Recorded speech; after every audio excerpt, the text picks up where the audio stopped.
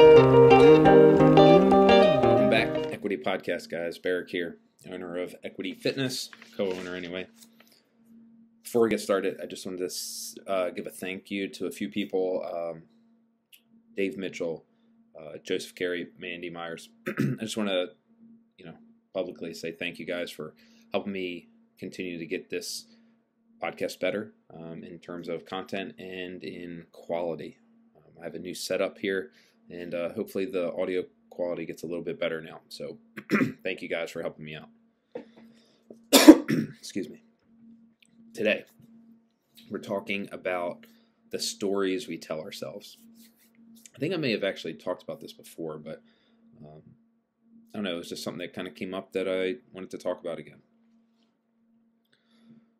When we started the gym in 2012, we'd have people come in.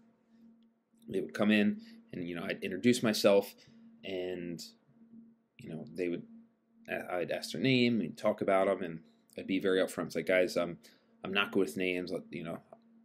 I'll try, but I'm just not good with names. Krista is the one that's good with names,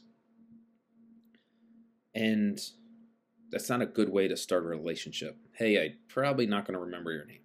It's not a good way to start. And our gym is, yes, about being fit and healthy, but it's also about building relationships. So I didn't really think of it. It was just something that, hey, I'm just not good at it, so whatever. A few, months later, maybe a year later, I started listening to some fitness podcasts, and one of them was Barbell Shrugged, and they were gym owners, and it was kind of like a mix between, not advice, but hey, yes, you want to here's some ways to get better at fitnessing, but also some personal development stuff, and how to be a better gym owner and that type of stuff. So they kind of got on more of the business side of things, and I found it really helpful. This is actually when I started getting the self-development books as well. And that's a different podcast for a different time, but we'll talk about that eventually. But one of the things that they talked about is you have to be using people's names in classes. And if you are the type of person that says, I am bad with names, you say that for one of two reasons.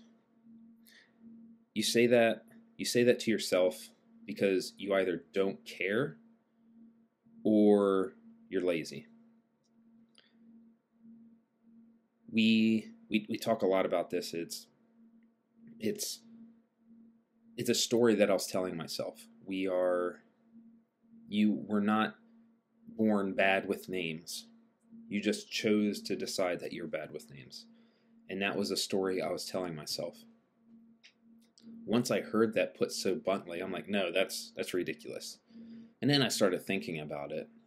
I was like, yeah, eventually I'd learn everybody's names.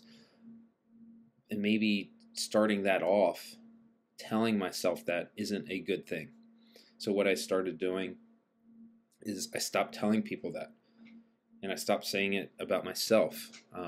Instead of saying I'm bad with names, is I have to work really hard at names. And then eventually that changed as well. So once I heard that and I really kind of internalized it, I took some steps. So, the first thing I did was I stopped saying, like I said, I stopped saying I'm bad with names. The other thing, when somebody would come in to the gym, I would say their name back to them. Oh, hi, my name's Barrick. What's your name? Jim. It's very nice to meet you, Jim. Right? Saying it multiple times, saying it back to them. You're now associating that face with that name. And then what I would also do, if they were taking the class, I would make sure to write their name on the whiteboard. Or, once we got Wadify, I would write it on a piece of paper, or I would just writing the name down, saying it out loud and writing it down definitely helps with that memorizing. So that really helped solidify that. And then also, sometimes I'd just be weird about it. I'd just keep saying their names, and then randomly throughout class, I'd be like, gym, right? I just like randomly say their name just to like practice it. Fast forward a year, 2 years, and now I get complimented on a regular basis on remembering somebody's name or being good with names. I think the last one offhand I think I remember is Adrian Adrian uh, Andrea, not Adrian, Andrea. She came in and her husband had an issue, and I was like, "How's Drew doing?" She's like, "Nice job remembering his name. I've never met him before, but I made sure to remember her husband's name, and I have it locked in. Apparently, I don't have her name locked in, but I have her husband's down. So that's ups and downs." And the first thing was I became aware of the issue. Maybe it didn't come from a self-awareness thing, but it came from like, oh, I do that. I say that all the time. And then I was intentional about it. When somebody came in, I intentionally took action to make sure that I was doing particular things to get better.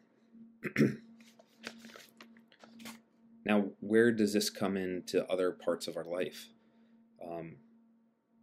What are the stories that you're telling yourself, that I tell myself?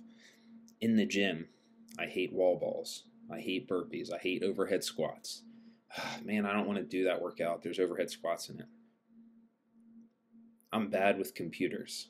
I'm bad with technology. How often do we hear people say that? I don't like to read. I'm not good at reading.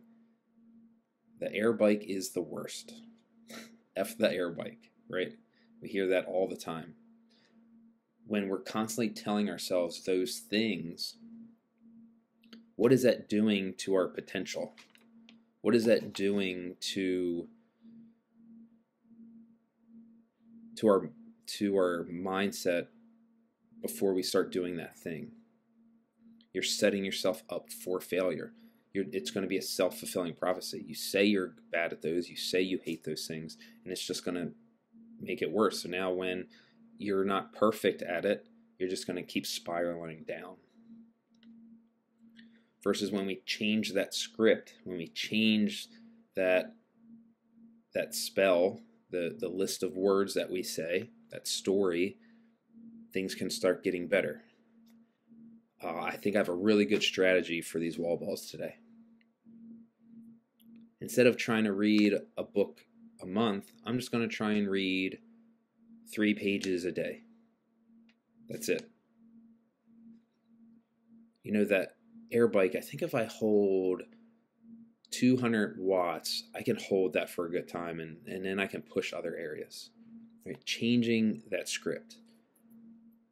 You're not bad at those things. You don't hate those things.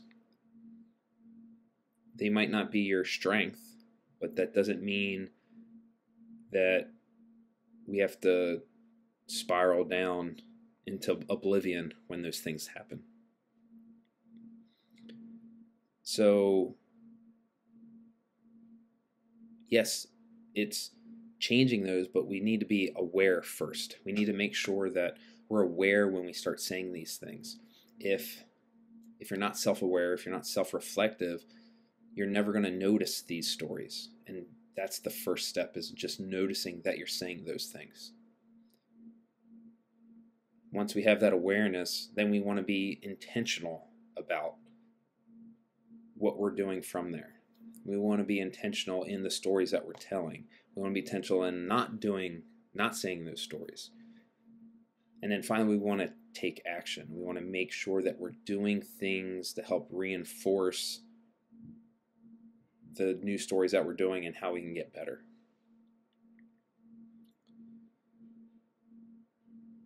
Awareness, intention, action. I think I've said that in the past 3 podcasts. Those 3 words. So I have some questions for you. 1, am I full of it? Am I full of shit? Let me know. 2, is there something that has worked, that you've changed the script in your life? Is there something like the story that I told at the beginning, with being good with names or being bad with names? Is there something that you've changed over the years where you were not good at it and now you are?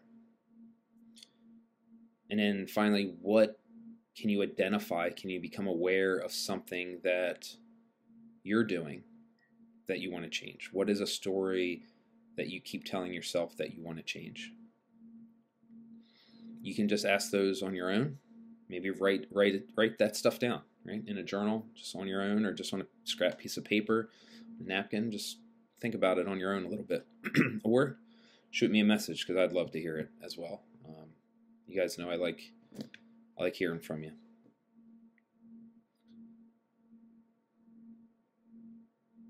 You can. The words in your head matter, and you can change what those words, those stories are. As always, I can't tell you how much I appreciate all of you listening. I found out the other day that my grandmother listens to this.